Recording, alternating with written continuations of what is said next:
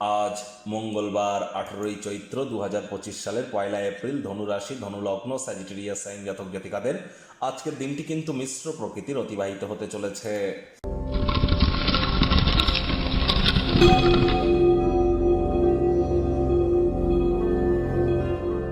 ভিডিওটির শুরুতেই স্ক্রিনে আপনারা দেখতে পাচ্ছেন মঙ্গল গ্রহের বীজ মন্ত্র ওম ক্রাং ক্রিং ক্রং স ভূমায় নমঃ।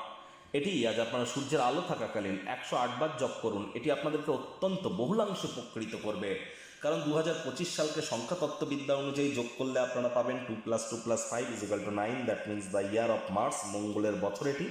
আর মঙ্গলের বছর হওয়ার কারণে হনুমানজির নাম জপ ধ্যান আরাধনা, দেবাদিদেব মহাদেবের রৌদ্র অবতার মাতা বগলামুখী মঙ্গলচণ্ডীর নাম জপ ধ্যান আরাধনা যারা করবেন অত্যন্ত উপকৃত হতে চলেছেন। হনুমানজির নাম জপ ধ্যান আরাধনা করতে বলেছি মানে এই নয় যে আপনারা ডাইরেক্ট হনুমান চালিসা জপ করবেন। এটি করার আগে অবশ্যই শিক্ষাগুরু দীক্ষাগুরুর কাছ থেকে পারমিশন নিয়ে সঠিক পদ্ধতি জেনে করবেন, তা না হলে হিতে বিপরীত কিন্তু আপনাদের হতে পারে। মঙ্গল মানে IT sector, real estate, army, police, defence, automobile industry, manufacturing industry, সেলসের কাজ, ব্লাড রিলেটেড ইস্যু, মহিলাদের চাটে তার স্বামী, সব কিছুই কিন্তু মঙ্গলের সাথে কানেক্টেড। অবশ্যই এই বছর শুধু আজকের দিন বলে কথা নয়, পুরো বছরটি জুড়েই মাটিতে মেঝেতে ফ্লোরে থুতু যেন ফেলবেন না। যারা স্পোর্টস ইন্ডাস্ট্রি, খেলাধুলোর জগতে আছে বা যারা ডিফেন্স বা পুলিশ লাইনে আছে তাদের নামে কোনো নেগেটিভ কথাবার্তা বলা থেকে বিরত থাকুন। এটি আপনাদের বহুলাংশে উপকৃত করবে। ভাগ্য মিটার আজ আপনাদের বলছে 6/10, ভাগ্য আপনাদের অনুকূলেই থাকবে। দেখুন, কোনো নেগেটিভ বা নেতিবাচক কথাবার্তা বলতে কিন্তু আমাদেরও ভালো লাগে না, তবে গ্রহ নক্ষত্রের হেরফের অনুযায়ী ইন জেনারেল ডেলি প্রেডিকশন আমরা প্রস্তুত করে থাকি।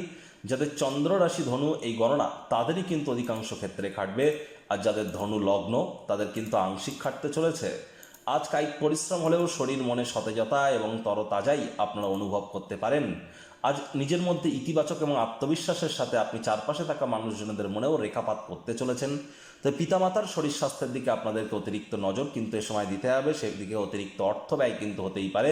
তবে এ সময় অর্থের থেকে সম্পর্কের গুরুত্ব আপনার কাছে আরও বেশি থাকা উচিত। আত্মীয় স্বজনদের কাছে ছোটোখাটো ক্লান্তিকর দৈনিক সূচি থেকে রিলিফ নিয়ে সফর বা ভ্রমণ আপনাকে মানসিকভাবে হালকা অনুভব করাবে। আজ অবশ্যই চাকরিজীবী যারা আছেন, যোগ্য কর্মচারী হয়ে থাকলে প্রমোশন, পদোন্নতি, স্যালারি ইনক্রিমেন্ট আপনাদের হতেই পারে। ব্যয়বহুল দিন, খরচ কিন্তু বাড়বে। তবে শর্ট টার্মের কোনো কোর্সে আপনার নাম নথিভুক্ত করুন। মডার্ন টেকনোলজি স্কিল সেটের সাথে যত দ্রুত নিজেদেরকে অ্যাডাপ্ট করিয়ে নিতে পারবেন ততই কিন্তু বেটার। নতুন আপনারা অবশ্যই মডার্ন টেকনোলজির সাথে আপডেট করিয়ে নিতে পারলে আপনার স্কিল সেটকে ইনক্রিজ করতে সক্ষম হবেন।